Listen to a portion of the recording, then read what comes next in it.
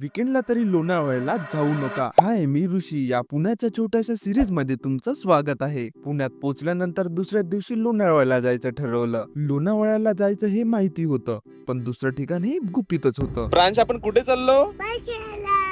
आणि मला हे निसर्ग सौंदर्य माझ्या आठवणीत साठवायचं आहे. लोणावळ्याला पोचलो तर हे काय, डॅमवर लोकांची एवढी गर्दी. जे मी विचार केला होता ते काही घडलंच नाही, पण प्रांशच्या मनासारखं घडलं. त्याला खूप एन्जॉय करायला मिळाला. पण मामाला आमचा असा दिवस वाया जाऊ द्यायचा नव्हता. पण आम्ही अशा ठिकाणी जायचं ठरवलं जे ठिकाण खूप कमी लोकांना माहिती आहे. जाण्यासाठी छोटे रस्ते, आजूबाजूला शेती, डोंगर, सगळं खूप भारी होतं. शेवटी आमचं डेस्टिनेशन आलं. ते म्हणजे डोंगराच्या कुशीत असलेलं महादेव मंदिर, जे निसर्गाने वेढलं होतं. आणि पाठीमागे छोटूसा वॉटरफॉल, जिथे लोकांची गर्दी नाही, त्यामुळे मज्जा पण करायला मिळाली. या पोरांनी पण आमच्या सोबत खूप एन्जॉय केला आणि त्यांचे फोटो पण काढले. पण मी रॉंग नंबर डायल केल्यामुळे माझ्या मोबाईल मध्ये काढलेले फोटो मी पाठवू शकलो नाही. आता फक्त ही रील त्यांच्या जवळ पोहोचली पाहिजे. चला मग भेटूया. लोकेशन पिन कमेंट मध्ये आहे.